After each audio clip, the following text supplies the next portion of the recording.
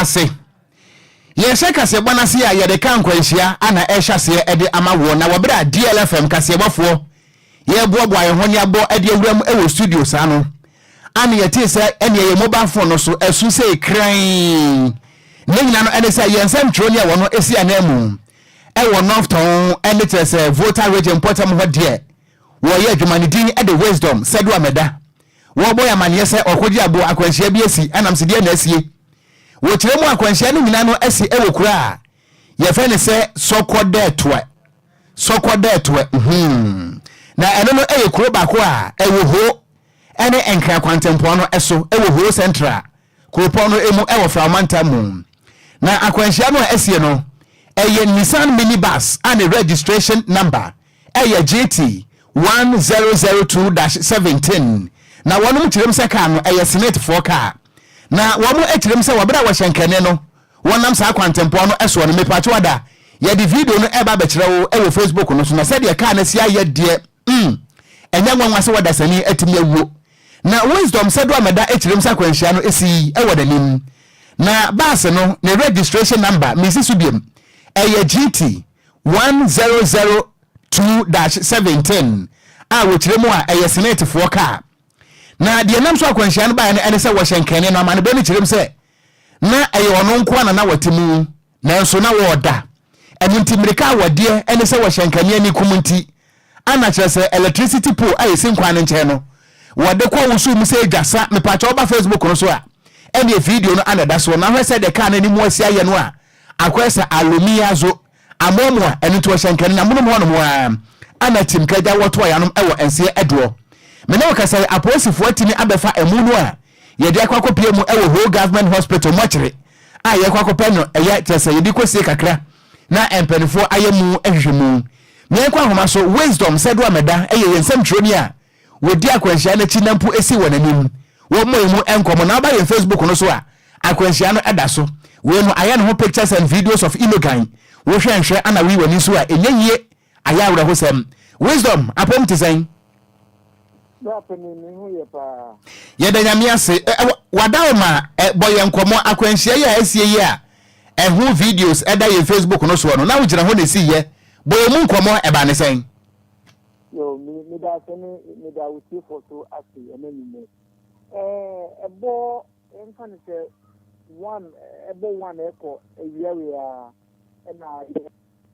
round bi I say election there mu cha se campaign for cha se anu no enti ye di enim sɛ ye kɔhia adeɛ bi kakra wɔ o center hall mu enti ye kodu sokode esi hall mu DLFM voter reform no sakra no esi ese papa me dada enti obanti akɔpɛ wɔ baby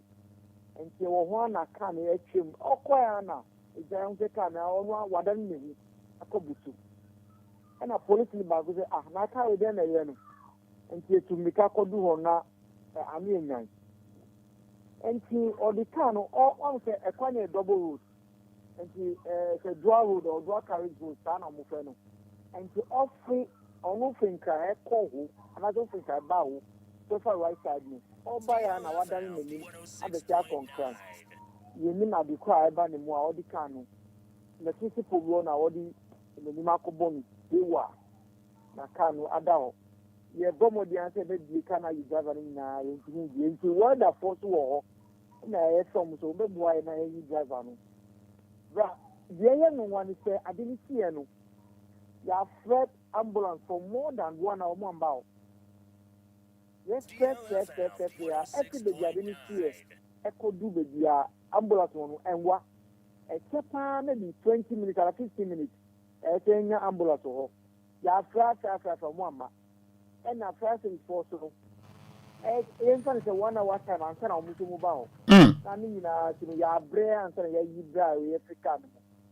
nti da yɛyi no na wafe wiase nti yɛwie na akɔyɛ sɛ obi a ni ka no ɔno nko a nneɛma a ɛwɔ ka no nyinaa no nso akɔyɛ sɛ like papers ne mpaboa nti baabi kɔ wɔfiri ɛban deɛ yɛntumi nhu time a yɛyi ne fi hɔ ɛde ne fi hɔ na police force baeɛ na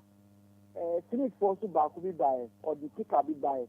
our family, on our catches who often crying. And to most man, and I don't know cry, but the baby call, and to a funny tina, I do the chino come. Say an afternoon. Yeah, because ambulance for the NCR. Woman, me and Bao, the NCR here. Okay. Telephone idea in Enquires come on for phone. Enti mene wo kasa e body ne de modia aposifo abefa de akwahye mo kire nyesa I mean funny Philip for na dey call mostly hospital city hospital and I government hospital na wo ho no. Okay. Ho na mo de mu no call. Okay. Mo de nu emu di kwa ansa na police ko abedi wo. Yo. Ba ku dia onu kaye ho. Police ba ku no kaye gena go. Okay. Okay. Main police force na from okay. Wisdom ma ye na se koso ade akire ma ye ne amane boy de besie bia nso na wo de asom ye why. You must be bra pen before be come na be ye start yen ma ye ambulance drivers any fire service for no mu tia se ye na e chomuka. Idi sise a ye nyamu ankamu ba hon temna yeyi nipa na anka ebetini dinako adini kwama no patako ese ye anka se ntini nyere awu mu wo nyama bi on betini aye because they are experts and I work as a doctor for the next one year. Okay. Ambulance service no mu na mu ye ka adwuma no. Okay. Wisdom ma ye mfensi ya ho na ye mi akire nkakra de besie bia nso na wo de aba beso mo yen. Ye da se abusua yamane boni wisdom said wa meda ensem troni a wogire mu e wo fra omantam a wo ba ye Facebook no so a accident ya esie no ye de hu videos e ma wo ye to akasebo no eso ya to akasebo no so a na ye gire mu wanka pompure mantanum na ye de ne ekire mu awa abokobi na eno no kopia wanka pompure mantam a bro no ba ko ada ho e nyame krom na eno no woga east municipal nim na ho no na esi ameka say enadua ya wuku adai ensu atu awie no akofa asam de aba potem ho no ma jese meka say awalfo mienu esusu sa omfie no ekọ ba de say de wotwe 80 years sisi ameka say ensu atu oye afa wa no ma aye denden de potem ho no na ga east municipal nadmo daleta aye said kofi osai aye kusi de ka se bon nadi komo e kire mu a jese ni nyina ne se maami ene ne ho kafoi omo nyina akọ adwuma pon na pempenso mo na mkwanso omo kọ ne jese nsu e hia ase togidigidi sa ene mko du nyame krom pe ene nsu e epeja wanum na omoka ni nyane ko wura tokro ma jesa den sesi ameka say ayedin pa ba abamafo gusu a omopre sa adisho metumi apa omo ejese omatumi ehu ne poma sibre na omatumi ayi wonum edu afri eye ensu ayira jesa fa wonum mu na dia kasebo ene municipal boss of Nadmo Mr. Seth Kofi Kwisi ene di command business opening na nsem we na asie no dia mpa na mudimani ade akire na mokwa na so san ene mu asie no de mu nkire mu ede som dia kasebo. Every hour of 4 p.m. And in your call, a village around Abokobi called MiPROMO. Papa B is so attractive. In the chair, and a panagasa, a friend, Yankasa line, or friend, not sure the echo fee, and so a form of precope, almost about 60 meters to almost fee. Now, the area more, amount 40 a dino, or no matter what here, and your waterlock area, and so no a trap room, which you know, not before staff someone within Abokobi, we know a do see more body, a function, but money ko yi papa na negere no efimu car na ka wonsum e fire service so e wa ha on standby work out with some means but money na yi car na dey efimu the man is 80 plus in the the 70s and how me afford no move fee but in the car there were two papa na negere am kuma move fee yeah they were rescued alive by not most staff of guys they use their experience in using bamboo stick to go through the flood and rescue them. And when it comes to rainy season, dying na catch of what say since so no so area and more beyond the Gangaria cemetery area ho minimum kwine from the be so area no 10 hours kwana gina ho na so no chi ansa na obekwa wa dey wako and then this time so no man so me tell say and from no dey e dey area signal na play na if you take refuge that is the first thing ansa na because so there or what it will be at yesterday. Eni awuti ye ayega east municipal Nadmo daleta ne den ede site Kofi Osei Kisi ene na otianaba Facebook no so DLFM 106.9 video ne da so a wonso betime nya bi na wahwe na kwan fa so a chesensu bra na eda honom atumi atwe ade hye mi no mo ya walefo a edo makogogu nsuru ma ya wehwe sempa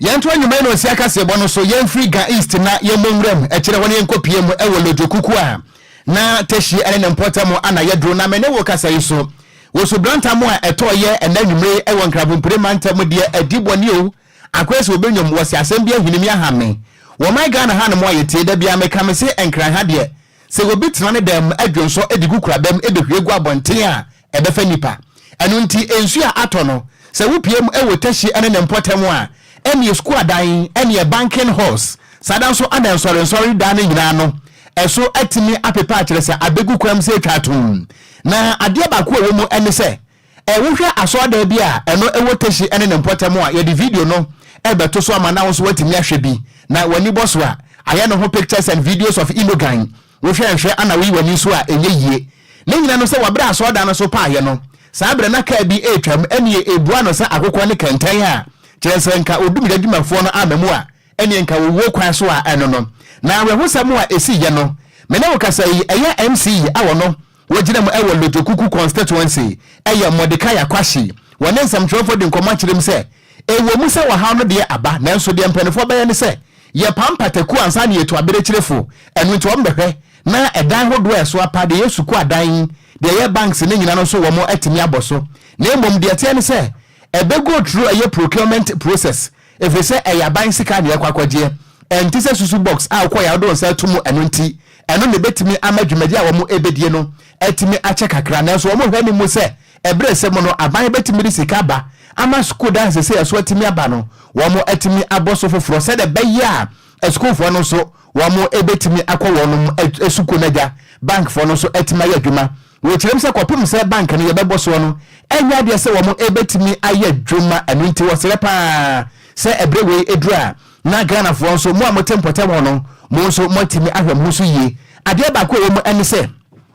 wuyi atorentam ne si nchan a wode hye bie ne ho no mo a ne ho etimi eka ye anunti onabo eye Mordecai Akwashi wode atodwa akirem se wone na assembly no ebeye do betimi bia se ne beye a wo mbehwe na eda no wo mbebo so foforo na nkwada no so etimi akwa se beye adachi bia so no atorentam etesa ebi entimi ensibie mu moma yentie wobra na onabo Mordecai Akwashi wona ye MC ewo lojokuku wokasa no emu nsam kakra wode todwa.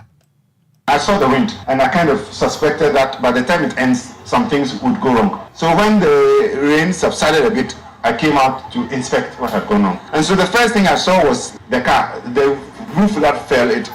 had trapped a car underneath. So I stopped. That's why my car is parked. I stopped to call, but emergency services had come and were trying to dismantle the whole thing so that the guys can come out. And then,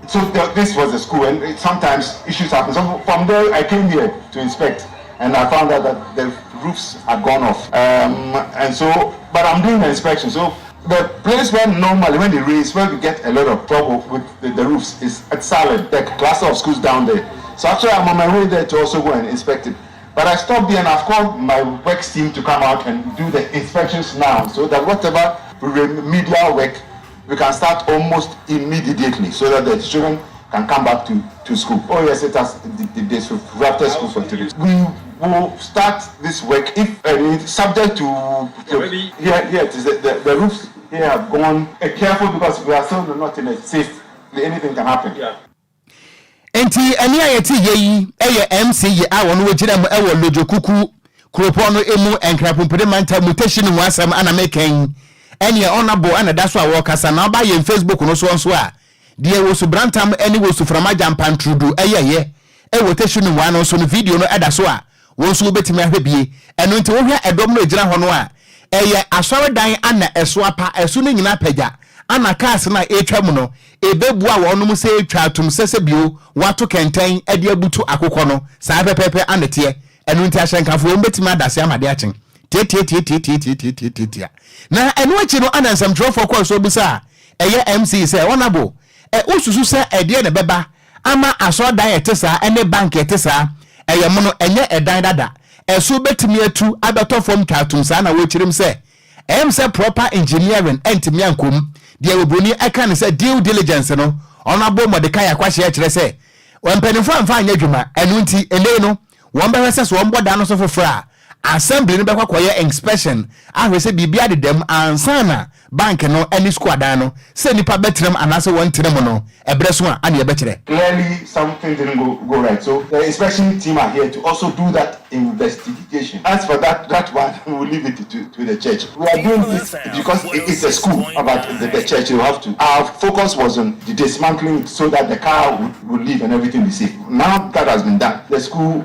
they have to fix it, but they need to also explain to us what went wrong. This is not normal that the roof will go off like that. Clearly the anchorage wasn't well done. If it was well done, there's no way a new structure of that should happen like that. So there's some investigation that has to be done in order to ensure that things like this don't keep happening. Absolutely, we're going to inspect the whole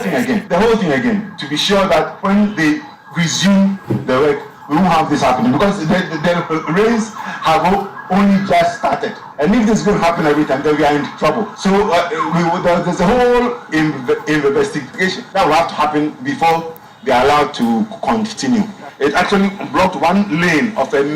major road. This was one of the major routes linking Accra and Tema. But at least we thank God that no lives were lost here, and we've been able to take the car that was trapped out. We've been able to get it out. Enti eni ayeti yi eya ban kra chepani a wote abanwa so ewo lojokuku kropo no emu ewo nkrapumpori mantamo ono abo Mordecai akwashi ana wo chirim se de asie no ebraso ese empenefo hwese due diligence ebetima ya adwuma yade ne mapa begu akwa mu ansa na edan bi esi wiempo enipa betrem a watenam na ebusuan ba ye Facebook no eso a video ya wo hunu no eye shiashi bus stop ana wo hunu sa no enu ntime pa chwada bisa ho se Ghana hayi ebra so si ejai kai to na obi ato ship ana se sushema esi ni fi ana kwadwo wo video ya da so yi oko me a ba bia ye ni aye gina fakai shiashi bus stop ni o shiashi bus stop no ma na ye huni aya waso wes wogon ni o we ni nim se ye esutene de a because de me video oko mi bia ni we trese we ya kwatempo shiashi ni o yes we bia ni we trese we ye roader car faso because de aye de ede se wakọ akurase ne nsu ato na esu ededa ho no mo ayiri na chese efa nipa epepepe na wokwan yi mu a chese cars na hwede aye me pa cha wo hwede e ko so Facebook no so no ho se wan hwe bia ye kan sem bia hwe a won te ya se da se wan be hwe bia wan be hwe bi na wan fu ani mienu an hwe bia de be kan ofia no won hye da nte ase da efiri se kwadwo okon ba bia ho no mo ayiri shiashi bus stop hey yeah se ifida dem ho ana na ye firi ba sa pepepe kwadwo 2 years ago me koka shiashi bus stop we ho no mo asem ho no mo yiri se ya wonim de se ye na bio ho no mo na assembly no ayawa so west wogon assembly no isi okoka obi se na de ndie kwaye ho no mo yiri se ye bo assembly na chi fire wo mo an wonim do mo ye ana omo de pumping machine ebesi nsuo ya yirirum ana omo twi nsuo no tugu ye na se bio wo ye funu ye wo ya na sa woti habata wa furu so a ya de na beko da bio ye kan ho asam no assembly ne kofa pumping machine gata no emu asisi no assembly no ewo engineers ahodo ya ma engineers amaye re-engineering sele be ye nsuo no to ho no munyiri na emom in the common sense of the assembly and their so-called engineers womo kofa a pumping machine ebesi ha no mo a womo twi nsuo na to aguo womo refi se nsuo no besa to biem hwede asie tete kire se krona ye temo no ko won ma yedi dwumade bia hye won se so momo na Ghana entimi enkonkora ni bompunto mo no me hu ni se enya de omoye nhehye betimi abo o ma ne dache because e ko be se nsuo to na yiri fa kwan mu nyina na se ye pese ye funny solution to it na se ye ko ba se ye twi nsuo na firi kwan mu de na se ye dache we kire o ya fa pumping machine yes atum ye dache we kire we illegal madness ne e ko fa sa ne ma na de ko twi nsuo yes isi kroma ho lam se fu adwuma na mo de bo nsuo machine twi nsuo etufu mu agudie misi kwadwo nsuo ato ayira fa kwam ne ya twi nsuo na firi mu a enmane mu ne de amatwe a eye nanso no mu wie ye no at least ese mutu ho na mo ho hyehyɛ bi a mo bɛyɛ aka ho do emu asisi ne nyina ɔko ese mutumi tim kwadwo local government institutions na ho emu 98% wo mo ye illegal occupants illegal occupants minim de ye hwa because look me pa cho shiashi bus stop na ho ni sa no enye kurase akra mo ni si wei ɛna ɔko ade ba akɔ no sɛ wei empanimfo no nso enye o masede yi na ekese timamufo no so ye besere wo ko ekwan ye fa so boy mbra wo krom ha sei no ho ye wo political leaders ye ni national leaders ye ni bi obi anya ba bia no de ball ato na wonim sa wodi wura eto ho no mo no da chi bia besen agira befa wa ye ni bi obi num pia water na wagya to ba bia opɛ vortic yo to wie no num wie a na wagya bottle na to ba bia opɛ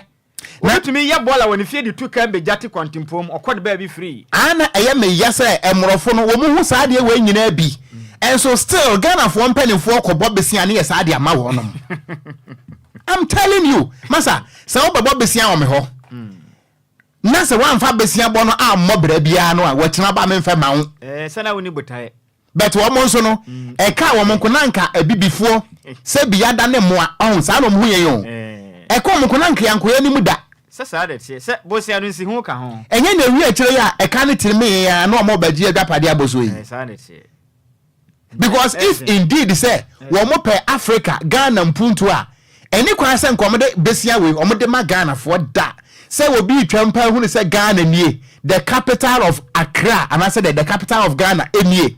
okwade ate timpo ni se so we no dabi wo han so tumi to sa amade ate the office se so we no se ne so me se to ya amade ate na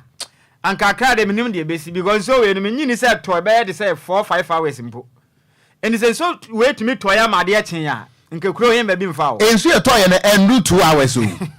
endru 2 hours won kan ya so anse ni se o ma lo de timi de yakọ ni mampotem ho no ma ba ba hu videos ahodo bi a cars ahodo a ensuo no atwe de kọ na manfo afiefie pa ne ba bi ensuo na bu afa in fact asefem asefem kuro na yeti yentiye isi kwadwe okun yentiye kwadwe se me ye engineer se me ye road contractor na me ye kwan na me aminim say both sides of the road e gata kese na me ye kwan ni wie na say still an kwan ni yiri a e kire say bi ma bodam e kire say me yare me nya engineer papa say adwuma no onim na ni so because udru shiashi bus stop akwadwo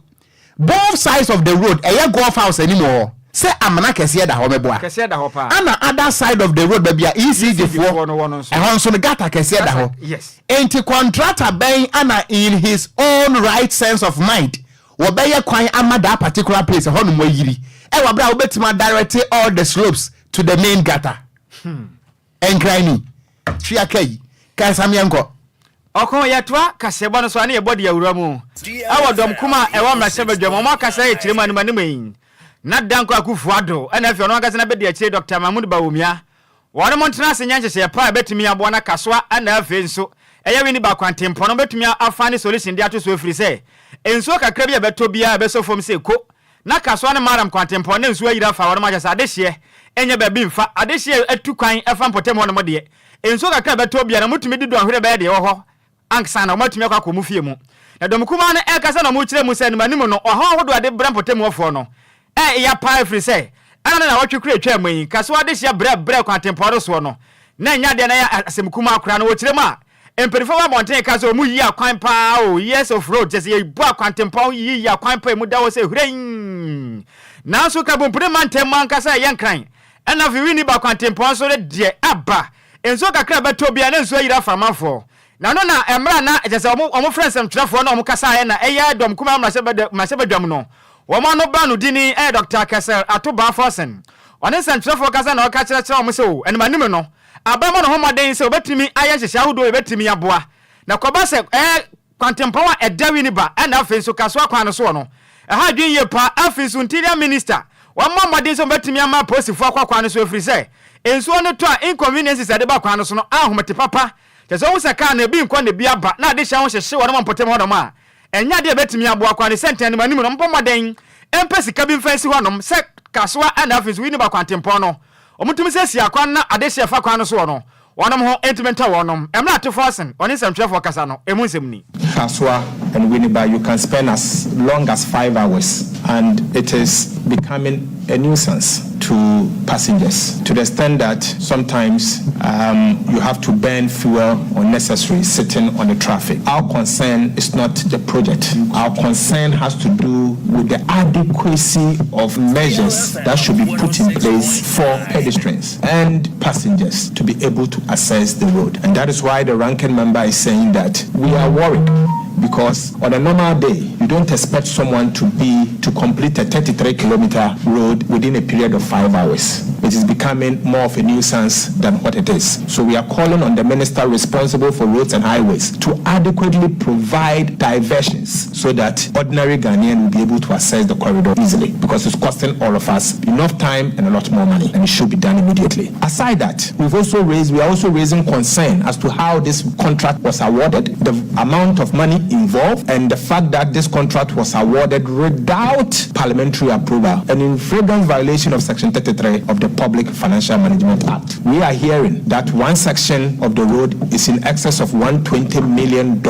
and we want to know where this money, how they are funding this. Is it that they are borrowing from treasury bills to fund it, or how are they funding this project? These are issues of major concern to us. Any awuti ye dom kuma wa mase bedwam ono ba no dini Dr. Kasa Atoba Forsen yento akase bo no so na yenko yanimu a na yeda so agiremu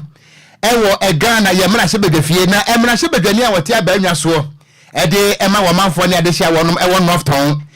Samuel Okudjeto ablakwa wo kirem se won tenase ema se bie burudua dumfani mesi kotia no wonje bode betem ne nyina no ene se enche ye ana beto dwa se abetifi emra hye bedwani a wono woye osoafo ohukurayo ene enuane ensem eso wo pani Brian Champon ni sika bedwa enu ntini wo my Ghana hotel maako be se ensia bi kire se won na ye the main shareholder wo ha mo entichemu aduosia 60% no yaton e de ma wo pani Brian Champon ensem no eba ye no wo mo eka bi wo mu wo mo akasa wo kroma pa echirim se eye conflict of interest if say wo pani Brian Champon wo ye minister of state enu ntise ko ba se wo man na gapade wo de ni to mi esa akoto a na kire se etiam na kakra na no ana wo pani a wo ye mra shibedwani e wo North Town Samuel Okudjeto abrakwa echirim se de asie ni wo hwani de ahunu se mampani Akufo-Addo ene NPP amamu se Ghana fo ahwe wo mu yi a ansa na enfinhia nwatwe beso no na Ghana gapade nyina no wo maton ade ama wo hunti watintim enkrata petition ade akwama Commission on Human Rights and Administrative Justice ye kan tiasa shiraje wode akoto wo manim se shiraje fo enye hwehwemu na wo mu ehuru enkrata semu a efa eye hotel hodo a wo pani Brian Champon atone ho wotiremu a ekwan a eye wo pani a wono ana Rock City Hotel Brian Champon wo fa so ene senate fo edi se adwa no asa awia entimi amom eyesuma si dwadie asa bonpro ne kanka bi wom enu ntini Okudjeto ablakwa esrese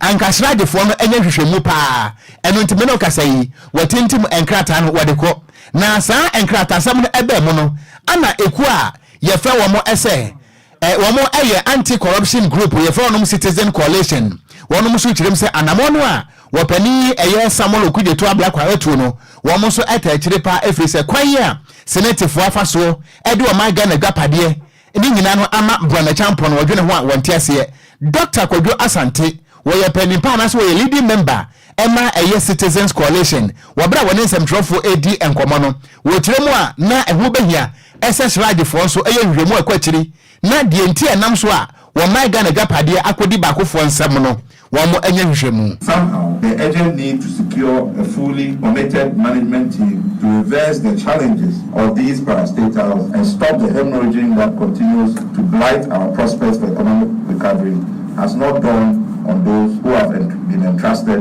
with public power to serve our interests. A situation that would never happen if they were running their own business. Further exacerbating our concerns are revelations that snakes and the Rock City Hotel, owned by the current Minister of Agriculture, are engaged in negotiations to purchase 4 hotels, including the Labadi Beach Hotel, one of Ghana's most esteemed and profitable hotels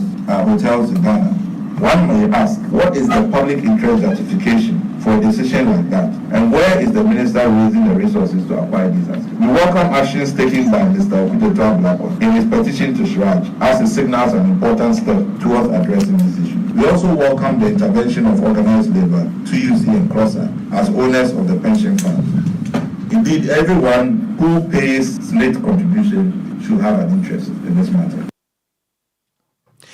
Enti ani ayeti ye leading member ede Emma Ekua ye from SS Citizens Coalition ni din ede Dr. Kwadwo Asante na wochirim said the bid that yes ye ne de ehu papa enu nti so mbetena se pa ama senate ede Ghana fonsa ahye ebuase abon sa chenchen no ene ka bonsam enfa wonom enye chiwingam emunsam eno no na uko Facebook no so a Derek Ayete ano so ma yadwo papa ya da aseje so Kofi Ajiman Blackman wo so wetie kasebo no edi free pick farm e won kran wo se kasebo ndem ya da ase ana Kofi Parliament wo se kasebo no edem e wo agona bobikuma eno so ya da ase papa ana piaga wono so edi ne message aba wo so ya da ase pa ne amanyosem ene yen hye dan politics enso wo de wo ya ne se wo ye na akua moaboaten eno so wo de aba no se ukudeto samo ukudeto ablakwa should give us a break. Okay, anyway na be hand break and leg break enti apaka atena se ye dan ho aba na agoprama so nsam ye de ato amoso The Yale News.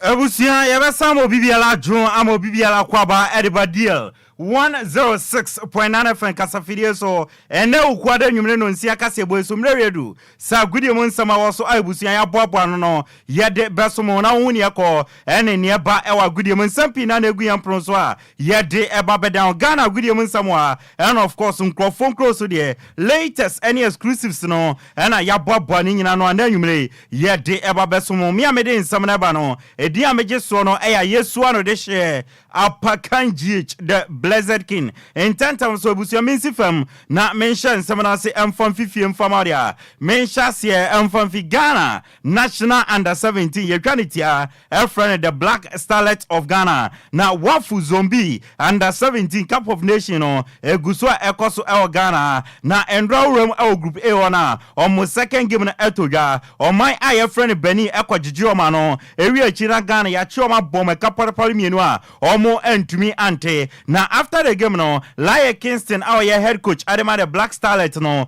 odi nkomo o chiremu an ye boy emo mutumi nyanku nimdie ne se ni two central defenders no aye ka ne center back ro ka chom se momu njija spaces ento omuntem omumbo close to each other eno achi no omum push embobo no enko opponent ne half o se eboy ema provoke o ma ye friend Beni ema Ghana e fa won enya 2 goals. So we made our two center back got close to them as much as we can, and then play close to their opponents. That's how come we provoke them, and then we leave Ayanga the goal scorer, and then Kagawa in the pocket space. So that center backs can find them in those pockets. When they turn offensive turn, they are right in front of the opponent box. Laie Kingston, head coach, Adema the Black Starlet of Ghana, Nebusia, Waten and can one sample from no, yeah, that's who ejina national issues there. Young fire in Chemo, our Ghana Football Association, a catching and answer, and omo announce national team for fraud under 15, under 18, under 16, and then kick out both a mema, and a mano, and no any Cuban Kasama for penny, Adema Ghana Football Association, your friend Ora Henry Asantikum, Dodona. Kanitia Efren Hat and Yabisan say Nene Botaiba and national teams are na Omode Abano and I say Botaya Chiane say both a man and memano or Mubenya smooth transition any progression from one team to the another NUNT and Omatiti national team out of free. For the very reason why we announced 5 new national teams for the female and then 4 male national teams is for us to have smooth transition or progression from one team to the other. Today we have introduced the U16. So the U16 national team is a standing national progressed to the Black Starlets, which is the U17. From the U17 we have introduced the U18 and the U19. So before they even get to the Black Satellites level, they will have 2 more layers or stages in their developmental career. Henry Asantichum Kasama for penny Erema Ghana Football Association and Ochechemo Nientia Omatiti national teams out of floor Eddie Akanya Yawadada no Yadon some Eddie Adon and Nanumeno Yemfi national issues the Emfa and Inchemo our club issues Niamfan Sama Uropina Emfa and down the Abusia Young Remo our Bobo Kwa Yefren Kumasia Santikotko any Accra Hat of Folk Akache na Nyami Adoma Kwesiada Uram au Kumase Kumasi Babaya Sports Stadium Ampaya Bega Fiera Entu Akremo Ebetu se insu antwa eye den area ebebo esanse Ghana's version of the Air Classico yandiano ya friend Super Clash Kumasi Asante Kotoko ene House of Folk ene edeboni eye second leg ebekoso ewo Ghana Premier League num na Frederick Asare eye goalkeeper edema team eye friend Kumasi Asante Kotoko wakasa o se first leg na eba so no eye ne first game onya akwanya ebo edema Kotoko editi atima ye friend House of Folk o se na ya nwanwa eye hona kese edema no se obenya akwanya abo edema Kotoko team kese against team kese House of Folk o se oba Ghana two teams way ene two biggest team wa antonya akwanya ebo sa game we bi no na ya nwanwa edema no for me playing for Kotoko yani ha first leg no obianim say in Ghana in Africa crown one of the best clubs is Kotoko and as a has in Ghana Sisiano Tokoni has never you say they are the biggest clubs in Ghana. Coming into this game it wasn't easy because this was my first challenge and the preparation was different. Frederick Asare Amananswa eneno okasaye edifa Kotoko team no money more this is omodanedi o se money bona omodanedi ni de ontumi nkasa so ani enti edika no obepa supporters ni nyacho se money more this is omodanedi no ense emfata ena okasa edifa game na ebaso no o se first leg no Kotoko ewini game na against House of Folk de na momo no money more Kotoko edanedi no ono ansoneni na nyame aduma kwasiada game na Kotoko any has ekwakobono o gidie se be good game e be fantastic game o so mo be o correction any o mistake biaye na o gidie so mbenya nkunimdie no e de ahye supporters no animunyam. I would apologize to the supporters for what is going on because Obianim saying and it's not really good for a big club like this and it's not really good also for the supporters. Sebi and then more manage and all that. I would like to apologize and for the first leg, so yeah, there was victory. But me myself, I wasn't happy with the performance. I wasn't happy. Ne kwakwa no ena Frederick Asare echoma se ne more team e friend Kotoko eda ready no enshada ni suro enshada nso ani sa eno nti ama pressure kakra e wo mo ena omudi rasa game yin akobo ede etiatima ye friend House of Folk na mom ni nyina chi no nyame adom akwasiada ohwe ni se supporters no ebeji chi age chirada abe piemu Kumasi Babaya Sports Stadium abe support Kotoko team no. Normally, by saying like I'm not pressure on a normal day, because maybe supporters because on the show also don't big players the player. Normally means who has a player going to that game they're expecting a lot from you. About saying easy, but you have to calm yourself down. Now do beat me I saying on that day Obama a very good one. Frederick Asare a goalkeeper de batima ye friend Kumasi Asante Kotoko ena ebusia watene kan wasa game no ma no ena yaw amankwamreku legend de batima ye friend Accra Hearts of Folk wakasa o se ohwe two teams ne more dan adina this season no enso ne more DLFM ama two coaches coach teams we nyina no ene Kotoko coach Dr. Prosper Natogum ene Hearts of Folk coach Abubakar Watara no omo nyina pressure wo mo so ena omudi ura game we mu the same as Ogum pressure pa niam ko yi both Kotoko and Hearts say supporters e break nyanga mi pemu na Kotoko akolusu and as Hearts akolusu imagine who coach adere mo anya dada ye me so nim say who bisa supporter who bisa Hearts supporters also Kotoko na Hearts relegation obeka say who bisa Kotoko supporters say Kotoko share Hearts na relegation obeka say open no it tells you kind of the rivalry and what two teams in. Yaw amankwamreku legend ede matimo e friend Heart of Folk ena watene nkano na yaw amankwamreku ede ne nsam esi no ena osi obiso House of Folk players no this is a one wo fam enyawa nkoye na yaw amankwamreku so obiso mo how anything ene yedemo kana mu ni baby a mutreni ana e comedy mana osi sa nyama nyina togbo afede ayede amamo adenti na mo mo ne moyi e wo fam mo how anything. They say has place but you Mr. say again one who need you they be out there baby out there and I say again no must be.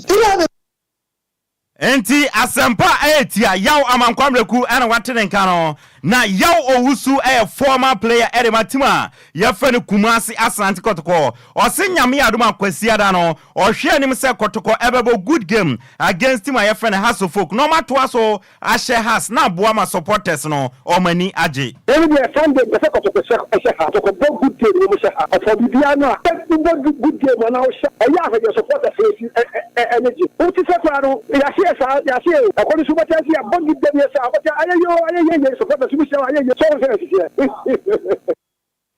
Yaw owusu former player Matima ya fene Kumasi Asante Kotoko na ebusia watene nkan yenwura mu ewa monone na yamfa ensam ba kumienu bi emfanda odia ebusia menwura mu ewotima ya fene Juventus akachi no mu coach ya fene Max Allegri me no kase de officially ni Juventus ejane kwan se on to aso enye manager emfa matima ya fene Juventus bi me no kase de bobo kwa ya fene ende Bologna a omo Siano mono omo manager aye friend Thiago Motta se obeka ya wasi kan e ama Barcelona ene Paris Saint-Germain pain na no ya midfielder ono na o coach Bologna this is in the mono na e wosu yepa as a manager me no ka say the team aye friend Juventus omo ne Thiago Motta atwetwe komodu akira bibia atutom enche bia no official announcement no e beba Thiago Motta e ko na wakoye new manager e di ama bobo kwa ya friend Juventus ye de wonsam e di ama me no ka say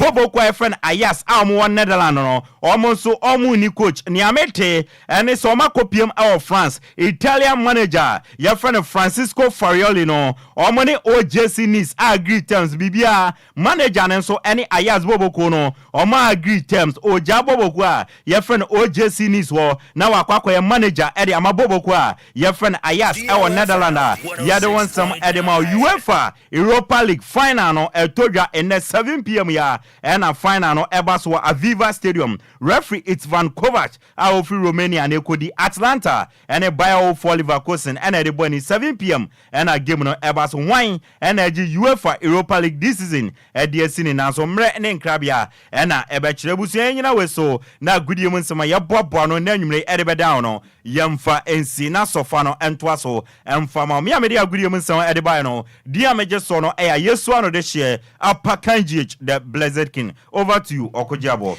mera se apakan enti mame emra Ghana for ho na fe yeni enkomo na ebra so se ade sofa na yenso fa na yede to amso ma bie ehoma no atom 0534 050199 0534 050199 and 0593 40 65 asebni nyina no enne se honorable Samuel Okujeto Ablakwa were Northtown MP me no kasai watro petition akoma shrage se ekwan a Senate afaso ede wo mayga pade amanipa ba ko no wo mo entiase eku a ye fe ne se Citizens Coalition enso akwata akire bi me pa cho susu se ebetimi di muaye papa bi abre Ghana ana me ni nkomo madwe ya je wo ko me pa cho di ni se ofre mi frɛ hefa pa so Frank Aro ni o do mi nyina meyo mami nti o akra oko Okujeto Ablakwa de me si yenyane so MPs be makoma tena anka Ghana anka nyeni papa yi anema anama wo tui na sre Ghana mpanifo omu nyina mo amka bi wo mo so papa yi na sa petition yo di koyi mo na chidom na ntimi nya dwuma na mo Ghana na ye bread do hezi Ghana japade ne de ba nipa baako ade ono nkwa na didi ye ana mo dom samienu foods ka ye de nya nipa ye ntimomfo de nya nipa o me sre we di omo eso mtu na mo nyina nka papa yi ho no mo anya dwuma na Ghana fo ebe kakra yen yoko yen fe benya de be bibi ama my Ghana ne bedu na bibi ani ho meda se eba bibi Ghana ne manyina meda se menso meda se good evening me pato di de sana free ya na amo ano so kakra ma me yo pato mi di James mo dan so mai ma mintie o ampo waya de pa sa no me bia wo tu MP fon edim sani nya sie ne ye boa ma o ma no koso ne ebi ho ne koso obi ya de na senya na nje se we see ntino anamo wotu na nyaka yase afo no DLFM 106.9 MP fon o mu ni amfo no so If you want them Kwahona, who say a Debbie, a David Aquana, you did Daniel Budanya, but you say MP for you. Omo boy a bropa, so when you can was a Sibita Kwahona da ye. Omo Doma who didn't too many Musika no Nibio, Umbeches as a from Cisia. Dear Sir Woman Yamwa, and Anna Mona Wotuno. Na Maso, Men so Meda say good evening. Good evening. Me pacho did this off me friend. I have from Ben. Make a copy to my computer. Ben Mamintio. Okuja so why no one say or no de ya no no be. When you are then a man, then I make a Okuja so at the end pizza. Ponye she man so for. So here be your DPD papa share and we say I wait to walk. We say hotel wait to walk. A human wife amount of. We say amount of it because in the Chica for Shem Ghana for near Gianni Ghana needing the Chica Pet Ghana Memu Mexica Bano Yampe. DLFM 106.9. Meda say papa good evening. Fine, Vinegar. We did this off me friend fa. Yes, I said to make a picture of 2 for young Papi Yankamo. Say do Enquires Mamintio. Ain't no Enquiries that bay and Africa politicians. Umbre just in one way. Say, on my Japadi Diano, as on motor. Say, on man and Cassa Eran in the Aden a Omano Ancasa Eran a business now. Then ye. Are you the politician at top? And said to me. There was somebody for power. Again, any that. Now, why any AGMP and this room? The politicians, Queen, then your party, Seminole, near Ghana. Why, Miss Ramo, Monu Ghana, no Munya party at Ramachana, from Nina Tebi, Mokazama party, Margin Yajmano, Medas Yamisra. Yea, there be Jaga Butre, Ubi Kasama party, and Nonchasa Nadri and Yajma, Minia Butre, Pacho. Hadie Nyansan. Good evening. Went to me and so. My name for good evening. Hello, good evening. Good evening. Me pacho me offer sibe de offer me friend fa. Me pacho ma mi o, anti magini o. Anti magi ma minti we wadaroma. Yo, me ba. Me ma moni adwuma.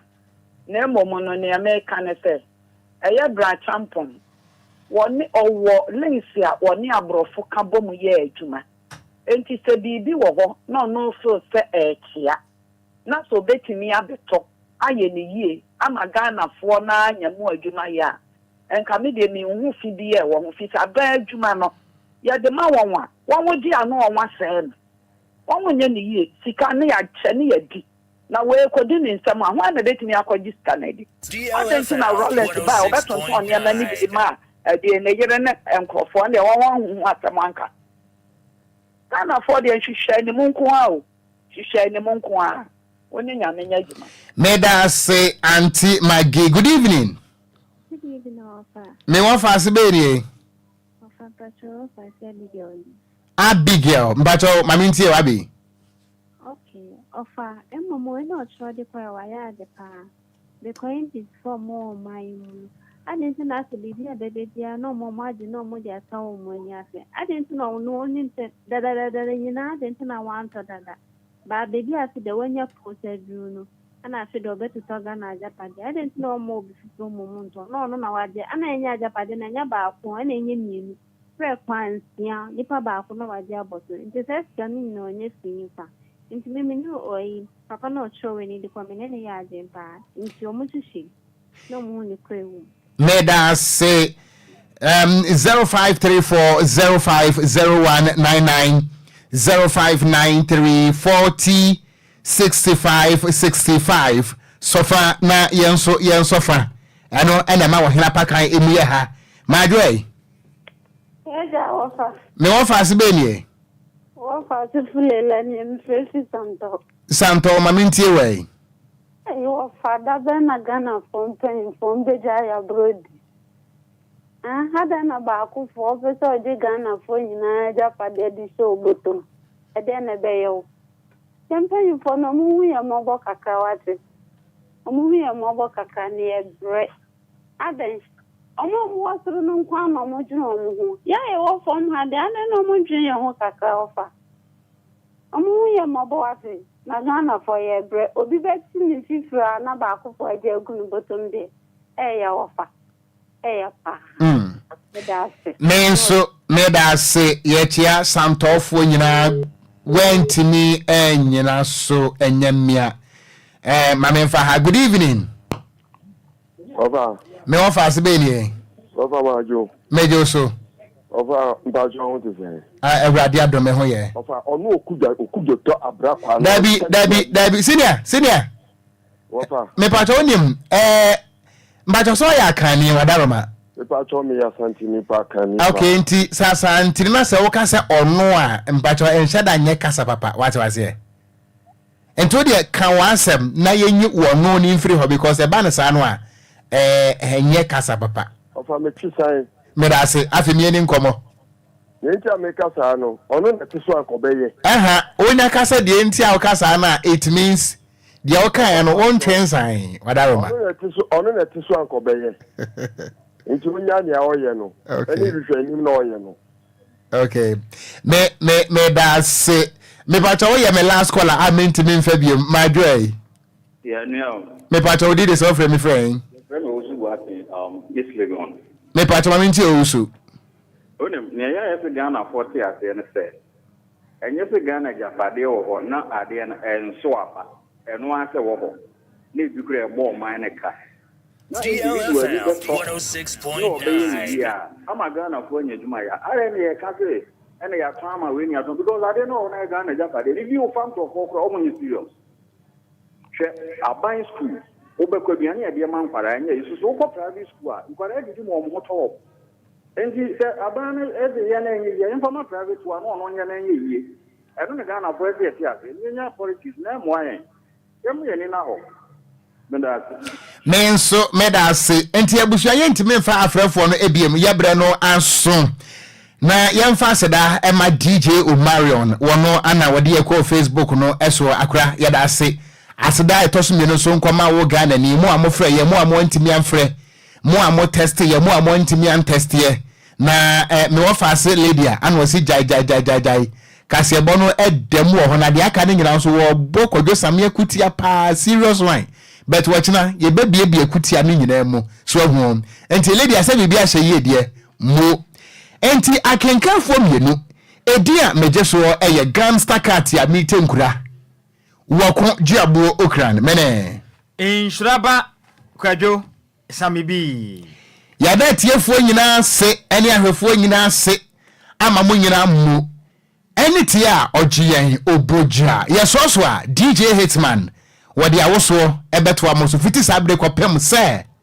nondu ebebo eyenyumpa